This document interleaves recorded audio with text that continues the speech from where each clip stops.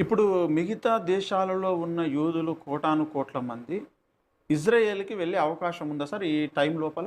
యేసు ప్రభు రాకడ కాలంలో వస్తారు. తప్పకుండా వీళ్ళందరూ ఎళ్ళిపోతారు వాళ్ళ వెళ్ళిపోతారు, దేశానికి. వెళ్ళిపోతారు. 100%. ఓకే. అబ్రహాముకు చెప్పిన మాట నెరవేరాలి కదా! యూఫ్రటీసు నుండి నైలు నది, హ్మ్. ఐగుప్తు నది నుండి యూఫ్రటీస్ దాకా ఉన్నటువంటి ద్వీపకల్పము అంతా కూడా హ్మ్.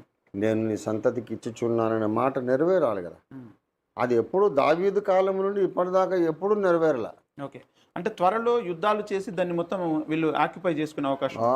100%. యేసుప్రభు వారు వచ్చిన తర్వాత ఆయన అవన్నీ ఆ సరిహద్దులన్నీ మళ్ళీ ఆయన కొలిచి హ్మ్. ఎవరికి ఎంత ఇవ్వాలో సృష్టికర్త ఆయనే కనుక ఇస్తారు. అప్పుడు డిస్ప్యూట్ కూడా ఉండదు.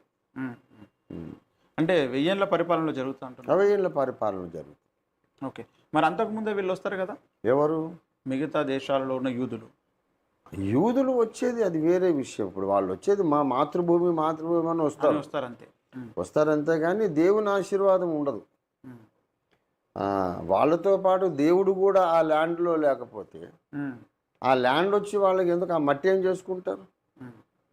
ఇప్పుడు ఆ భూమి ఇచ్చాడు. ఆ భూమిలో వాళ్ళు ఉన్నారు. అక్కడ షకీన మేఘము లేదు, మహిమ మేఘము లేదు, యెహోవా దేవుడు లేడు. వాళ్ళు ఆ మట్టిని ఏం చేసుకుంటారు? హ్మ్. అసంపూర్ణమైన ఆశీర్వాదమే కదా! హ్మ్. దేవుడే వాళ్ళకి ఆ ల్యాండ్ కొలిచిచ్చినప్పుడు వాళ్ళు అక్కడ ల్యాండ్లో ఉంటారు. దావీదు కాలములో, సొలొమోను కాలంలో దిగొచ్చిన మహిమ మేఘం కూడా అక్కడికి వస్తుంది. హ్మ్. ఉమ్. ఓకే.